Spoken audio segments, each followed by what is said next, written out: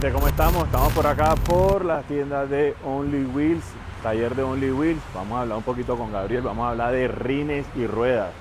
Gabriel, ¿qué más? ¿Cómo anda todo? ¿Qué más, Jaime? ¿Cómo estamos? ¿Bien o qué? Movida. ¿Cómo va todo? Tiene mucho voleo. Me cogieron aquí trabajando, vea, como siempre. Eso. Gabriel, ¿qué te parece si sacamos un podcast para hoy? Jaime, de una, hágale, vamos a hacerlo. Vamos a hablar un poquito de rines y ruedas, la importancia. Vamos a hablarle a todos los clientes y a todos los seguidores de nosotros todos los temas variados con las ruedas, las llantas, los rines, qué hacer, qué no hacer, qué permitirle a alguien en un desvare. Vamos a hablar de diferentes temas, ¿listo? Vamos a ver desde lo técnico, desde lo no tan técnico, desde qué se debía hacer y no se debía hacer con las ruedas. Vamos a empezar pues, muchachos. De una. Todo hay que empezarlo desde el principio, entonces hablemos un poquito de lo que es la historia de Only Wheels, ¿cómo empezó? Bueno, muchachos, les vamos a hablar un poquito de cómo empezó este sueño. Eso es un sueño muy grande que tuve desde pequeño. Yo soy el menor de una familia donde hay 3 hermanos. Mi papá fue el que empezó con el negocio. Primero tuvimos un taller de bicicletas, luego evolucionamos al tema de las motos. El taller de bicicletas quebró y empezamos con el tema de las ruedas de motos. Como sabíamos reparar rines de bicicleta, empezamos a reparar rines de motos. Durante mi infancia, en horas de la tarde, cuando terminaba la escuela o el colegio, me iba y trabajaba con mi papá. Él me pagaba por los trabajos y a medida de que trabajaba, transcurrían los años, yo adquiría más y más experiencia, pero solamente manejábamos, por ejemplo, el tema de las motos pequeñas. ¿Dónde empezó? Empezamos en el barrio Manrique. ¿Cómo comenzó Only Wheels? Bueno, yo decidí abrir mi propio camino y quise ser mi propio jefe, como dicen pues por ahí. Entonces ya comencé a seguir trabajando los rines y acá estamos. Soy tecnólogo electromecánico y gracias a la formación académica que tuve, vi mucho tema de ciencia de materiales, cómo hacer las cosas bien hechas, entonces todo eso lo quise enfocar a mi proyecto de vida, a mi negocio. Entonces me enfoqué mucho a hacer las cosas técnicamente, conocí cómo se construían las piezas, cómo se reparaban y cómo hacerlo de la manera correcta.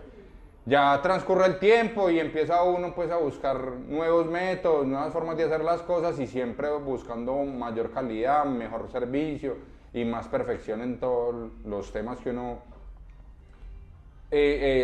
con lo que uno es capaz de hacer, ¿cierto? Todos esos temas que uno conoce de la reparación de las ruedas, desde que lleva uno muchos años, entonces no quería dejar que toda esa experiencia con el negocio de la familia, con todo lo que había conocido, todo lo que había transcurrido durante esa etapa de infancia, adolescencia y ya adultez, se fuera, digamos, por la borda, sabiendo que de eso podía yo hacer un buen proyecto de vida y acá estamos tratando técnicamente, haciendo un buen trabajo y hasta el momento muchos de mis clientes muy agradados con los trabajos terminados y todo lo que hemos hecho. Bueno, Gabriel, entonces hablemos un poquito de lo que es la importancia de tener bien los rines y las llantas. Bueno, ¿qué tan importante es tener unos rines bien cuidados y unas llantas en perfecto estado? Recordemos que los rines y las llantas es el punto inicial de contacto y el punto final también de la moto. Toda la moto, su estructura, su cuerpo, todo lo que lleva la moto, tanto la estructura de la moto como usted como persona, piloto y su pasajero van montados sobre 2 ruedas. ¿Qué es muy importante? Tener unas llantas en muy buen estado. ¿Qué son las llantas? Bueno, tenemos acá la llanta, una llanta en muy buenas condiciones. Esta ya es una llanta que fue reemplazada, eso es una llanta ya que se dañó, que se acabó. ¿Por qué es muy importante? Porque esto, recuerden que eso necesita un coeficiente de fricción. ¿Para qué? Para que esa fricción nos mantenga pegados al piso.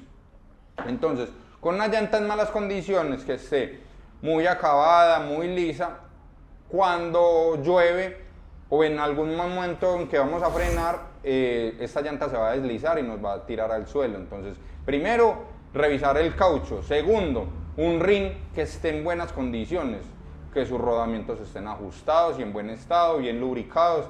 También el aro, o sea, la parte esférica y la parte metálica del ring que esté en buenas condiciones, que esté redondo, que no sea como un cubo, tenga tantos golpes que ya no parezca un ring sino una papita rizada. Eso también es muy importante de que un ring esté en buenas condiciones. ¿Por qué? A la hora de tomar una curva, la moto se va a sentir muy suave, muy llevadera. Al momento de usted rodar en una carretera asfaltada en buenas condiciones, va a sentir más placentera ese rodaje, no va a sentir vibraciones, que la moto se le mueve, se le desplaza, que le hace movimientos extraños en momentos de que usted necesite accionar los frenos o alguna cosa. Todo eso lo transmite una rueda en malas y en buenas condiciones. En malas condiciones, malas vibraciones, malas sensaciones, y en buenas condiciones, una rueda que se siente segura, que se siente anclada al piso, que eso es lo más importante en este mundo de las ruedas, porque ya es un universo completamente aparte de lo que es la mecánica. Nosotros hacemos parte de la sección ciclo de la moto. Nosotros somos de la sección ciclo. Tenemos que ver también con parte de la mecánica, pero lo más importante de nosotros es el tema ciclo. El tema ciclo, recordemos que es chasis, barras y las ruedas.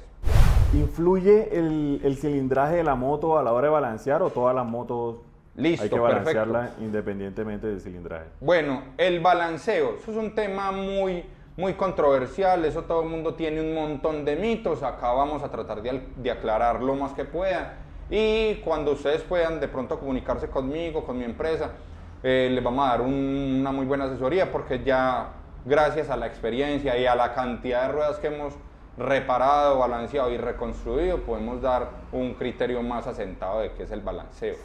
Bueno, balanceo, teóricamente, equilibrio entre la masa del rin y la masa de la llanta. Recuerden que ¿qué es la masa? Es lo que esto pesa. Esto es una llanta, esto tiene algún peso. Este peso en algún momento va a estar desequilibrado. O sea, este sector va a tener más peso, este menos, este ya tiene más desgaste. Entonces, la llanta por sectores puede sufrir desgastes irregulares, desde la construcción hasta en el uso. Entonces, eso es lo que nosotros compensamos. Recuerde que el balanceo solamente nos va a compensar el peso.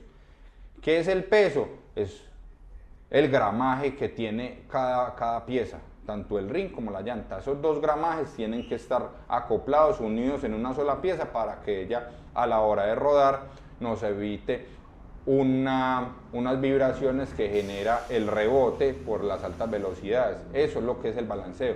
Recordemos que el balanceo no corrige daños en la estructura del rin. Si usted tiene una llanta mal usada, deformada, un rin, que estamos hablando, cuando hablemos de rin es la parte metal. Cuando la parte metálica está mala, está averiada, tiene un golpe, tiene una avería, esa parte metálica hay que corregirla, o en otro caso reemplazarla. Entonces recuerde, el balanceo únicamente nos va a dar el peso de la rueda, y eso tiene que estar en punto de equilibrio, y por eso es que las máquinas balanceadoras nos indican 0, que ese punto de equilibrio pasa por el eje de la rueda. Continuando con el tema del balanceo, vamos a recordarles, esta es la parte metálica del rin, ¿cierto? Y esta es la parte del caucho. Estas dos piezas, el rin, la parte metálica, y el caucho, tienen que estar en un solo acople. Ese acople lo brinda el balanceo. ¿El acople de qué? De los pesos. Recuerden, solamente estamos hablando de gramaje y peso. Cuando es que el rin está desequilibrado, que está desalineado, descentrado o descodalado, recuerde que es con D porque es el arte de dar codal. Recordemos que el codal es un instrumento de medida que da corrección de línea. ¿Listo? Entonces eso es lo que es una codalada. Tenemos acá la parte metálica, la parte de la llanta, y el equilibrio entre estas dos piezas es el balanceo. Eso es el equilibrio. ¿Por dónde pasa el balanceo? El punto de equilibrio es acá en el eje. Entonces, acá en el eje, cuando usted pone a girar la rueda, ella debe quedarse completamente estática.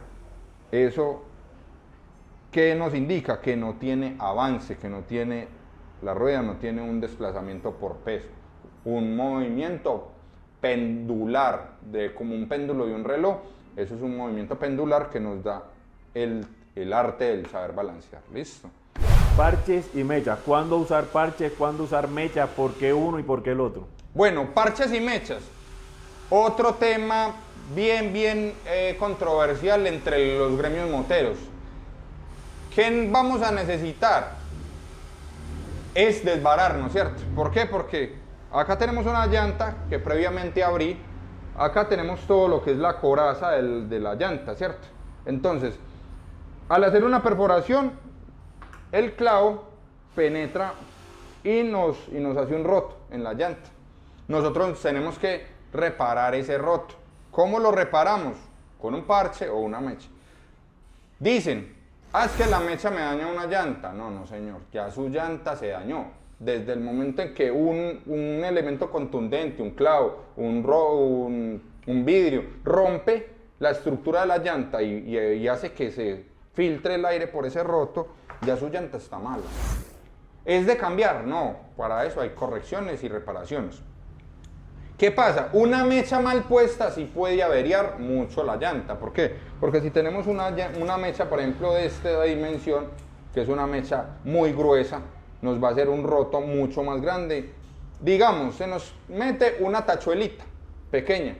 ¿Cómo vamos a parchar una tachuela con un parche de estos tan gruesos? Vamos a multiplicar el roto de la llanta. Vamos a hacer una avería más grande para hacer una corrección.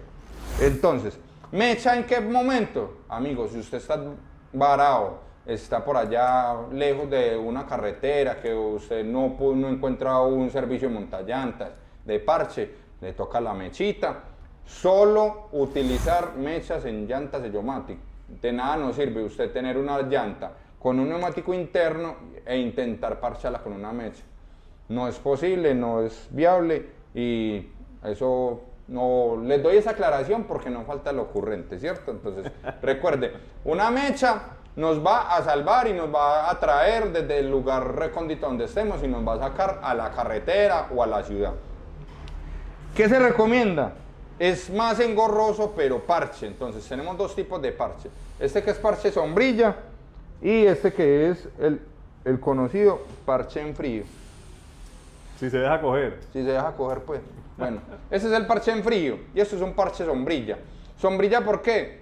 Porque nos está tapando un gran hueco que nos dejó una puntilla o una tachuela, alguna cosa. Entonces, esta sombrilla, esto es un caucho y nos va a tapar tanto el hueco que está paralelo como el perpendicular. Entonces, esto nos va a tapar el hueco que se hace por la ruptura de la llanta y nos va a sellar con su parche interno por acá por debajo. Entonces va a quedar más o menos así, ¿cierto?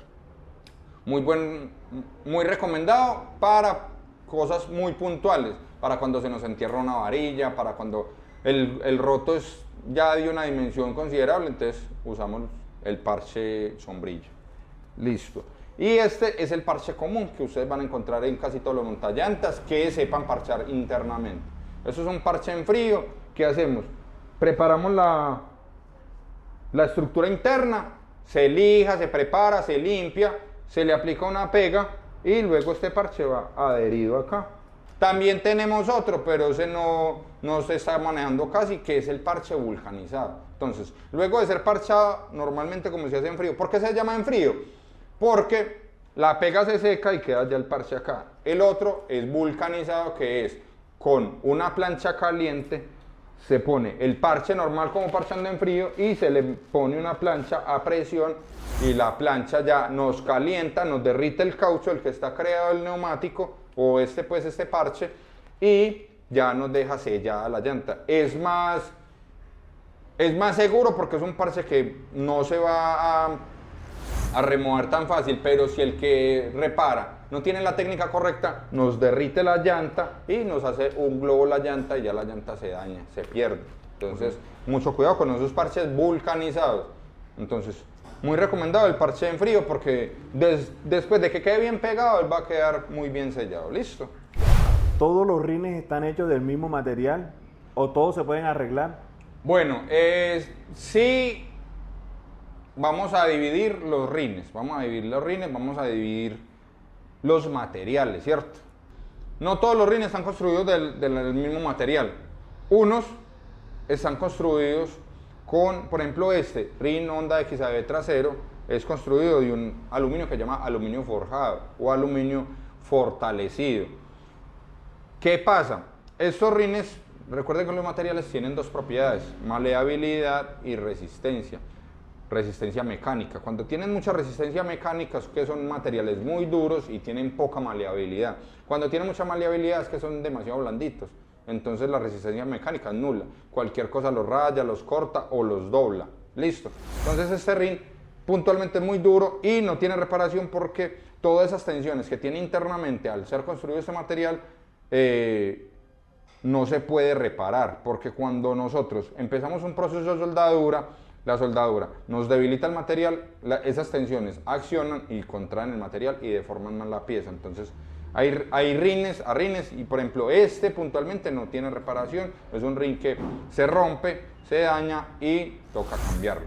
En resumen, es más resistente, pero en resumen más hay que darle mucho más duro y es un golpe más contundente para poder doblarlo, pero es una rueda sin reparación. Una vez usted lo logre dañar, hay que reemplazarlo. Este fue reemplazado. Ahí lo tenemos. Sigue.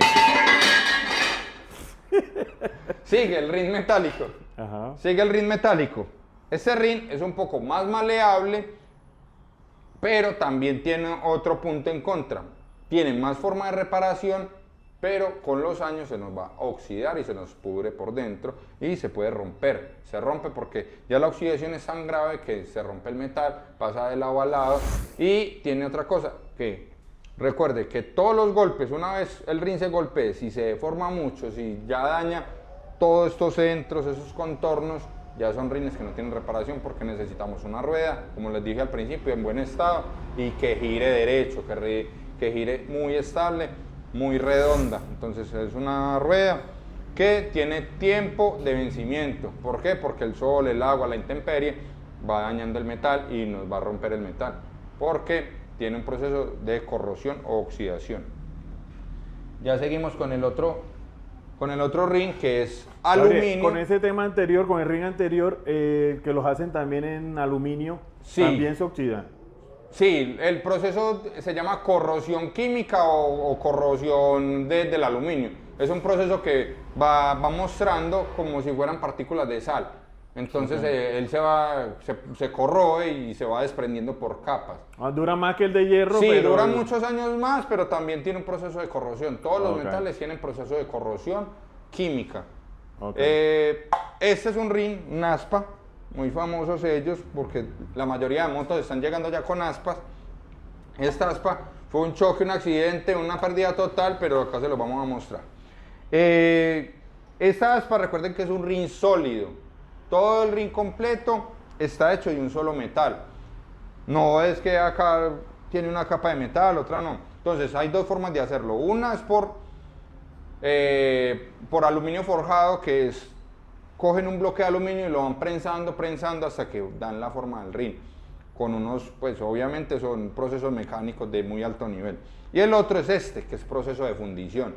Entonces a una arena especial ponen todo este diseño del rin y en dos moldes inyectan aluminio líquido para luego hacer la pieza. Eso se llaman rines de aluminio fundido o, entre comillas, rines de magnesio. No son de magnesio, son de aluminio, solo que tienen un porcentaje en su química interna de magnesio, zinc, cobre. Ya eso son decisiones de cada fabricante, los químicos y los metales entre sí que quieran revolver. Listo, entonces eso es un rin un poquito más maleable, se deja enderezar mucho más, se deja corregir, permite procesos de soldadura siempre y cuando cuidemos las técnicas del rin.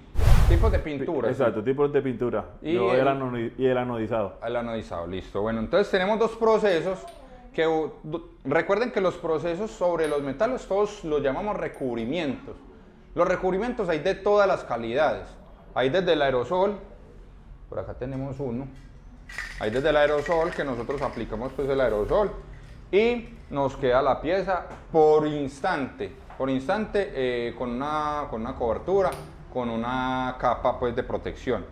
Todo lo que se hace en los metales es protegerlos de qué, lo que ya les había hablado anteriormente, corrosión, oxidación, embellecerlos también.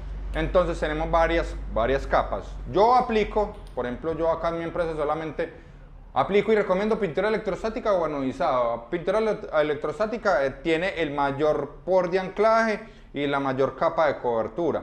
Es una pintura de un micraje muy alto y el anodizado es el micraje más bajo que vamos a encontrar en el mercado, pero uno de los procesos también más finos. Esta adhesión o esta química es directamente sobre aluminios puros, no son aluminios de todas las clases, no todas las clases de aluminio se pueden anodizar, reciben este proceso. Acá tenemos un rin aluminio forjado, fue de una 660, ya fue reemplazado de un rin que tiene averías, pero lo tengo como muestra. Este rin tiene química, este proceso se llama anodizado, eso es un proceso que lleva unos tanques con químico y van dando este color. Este color se logra bajo la química, listo.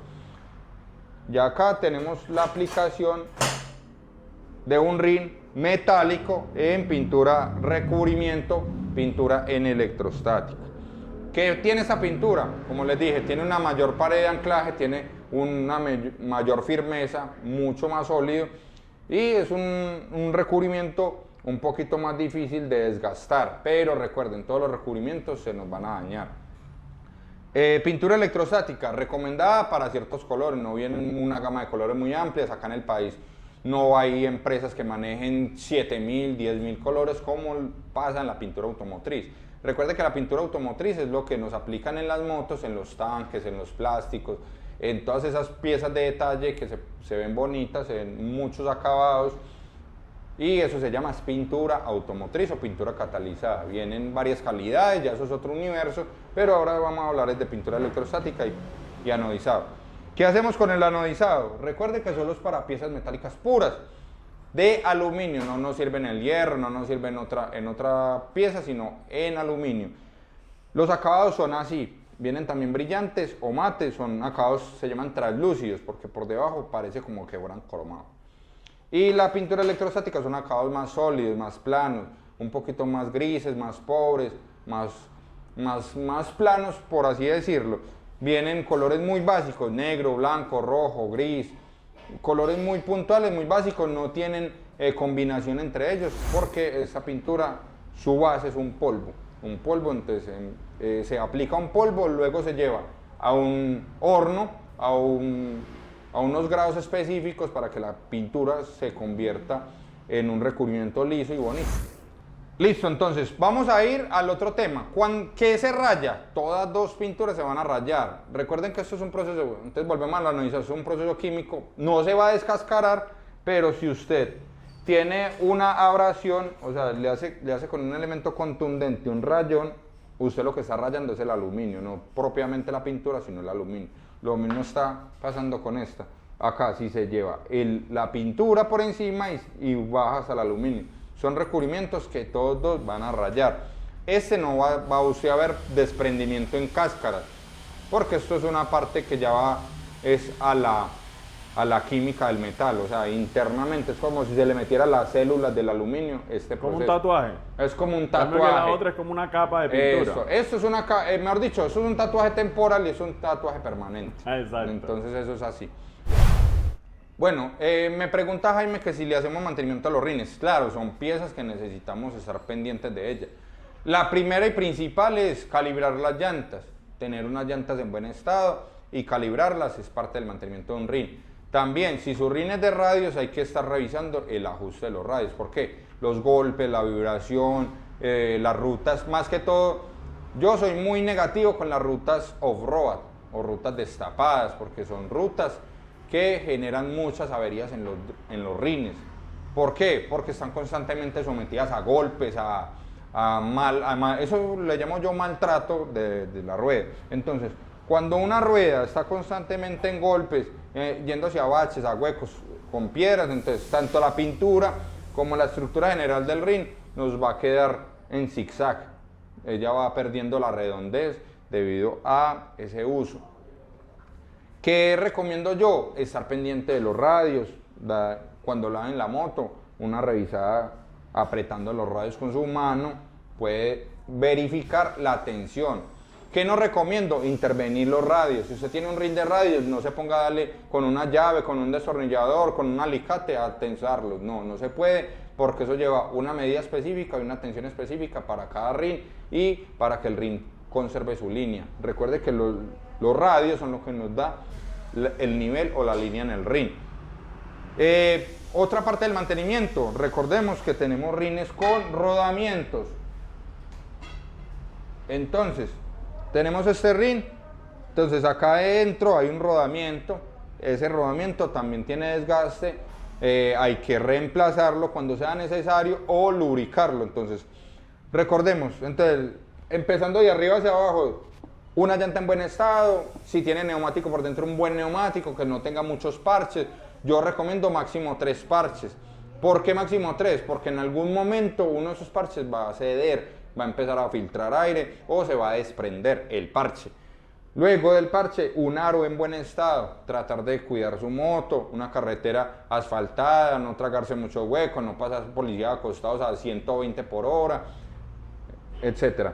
Estos radios, revisarles la tensión cuando estemos lavando la moto, que estén tensados, que no estén sueltos, que usted no los coja así, a jalarlos y los sienta sueltos. E internamente unos buenos rodamientos que estén bien sellados, que estén bien lubricados y que estén en buen estado. Y por el lado del disco, un disco en buenas condiciones para que nos dé un buen frenado. Listo, ese es el mantenimiento de un rin.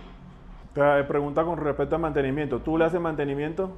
Sí, nosotros somos especializados en todo lo que es mantenimiento, reparación, cambio e instalación de llantas.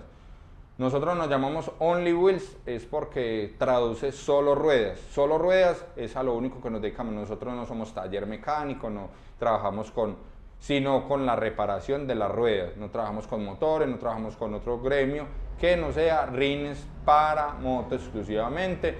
El tema de los carros está muy aplazado, pero tenemos un proyecto mucho más adelante con el tema de los rines de carro. Recuerden, motos de 2 ruedas, hago la aclaración porque hay cuatrimotos, hay motos con sidecar o de 3 ruedas y ya ellos manejan otra estructura que es más parecida o similar a la de los carros. Y recuerden que rines de carro no trabajamos, solamente rines sobre rodamientos o rines de motos de 2 ruedas. ¿Rines de radios o rines de aspa? Bueno, rines de radios y rines de aspa, eso es una controversia de todo el gremio. Recordemos, el rin de radios nos va a absorber más los golpes, por eso todas las motos de enduro, motocross y todas las motos que sean para carreros no asfaltados son de rines de radios. ¿Por qué? Resulta que eso se llama, técnicamente es un rin suspendido. ¿Por qué? Porque la manzana está acá en el centro y está suspendido sobre los radios. Entonces, acá les voy a mostrar. Este es el rin de radio, ¿cierto? La fuerza de este rin y la moto va anclada sobre el eje y lo que está sosteniendo la rueda es esta tensión superior. Esta inferior está si hiciéramos un diagrama de fuerzas, estas fuerzas serían casi que 0. ¿Por qué? Porque ya está soportada sobre esto. Esto se llama un rin suspendido porque está suspendido sobre varillas que se llaman radios. Seguimos. ¿Por qué es mejor para off-road, para terrenos no asfaltados? Porque este rin tiene una dilatación, un tema de expansión de metales mucho más superior que un rin sólido de aspa. Pasemos al rin de aspa. El rin de aspas es este. Tenemos acá este rin de aspa. Esto es un rin ya sólido. Este rin, la fuerza cuando él ancla, ya la fuerza va completa sobre el suelo y sobre la parte inferior de la rueda. Entonces siempre el rin va apoyado. ¿Por qué? Porque es un rin sólido, entonces toda esta fuerza se va a distribuir. La fuerza que hay acá se distribuye durante todo el aro, durante toda la estructura. Porque es un rin que no se recomienda para terrenos no asfaltados, porque como le digo, como es un rin sólido, cualquier golpe, cualquier pequeña avería, cualquier roca nos va a generar estas dilataciones. Mire, por ejemplo, acá como se ve un rin ya torcido de aspa, porque se tragaron hueco, se fueron a un bache, cogieron una roca, se saltaron un andén. Entonces esos rines que tienen menos capacidad de dilatación, no dilatan tanto como un rin de radios, por eso es diferente un rin de radios a un rin de aspas. Recuerden, si queremos un rin más perfecto, más asentado para un terreno asfaltado, para un terreno liso de carreras, pistas de carreras, para andar en rutas asfaltadas, rin de aspa. Si queremos un rin que nos soporte tanto carretera asfaltada como no asfaltada o off-road, rin de radios. Listo.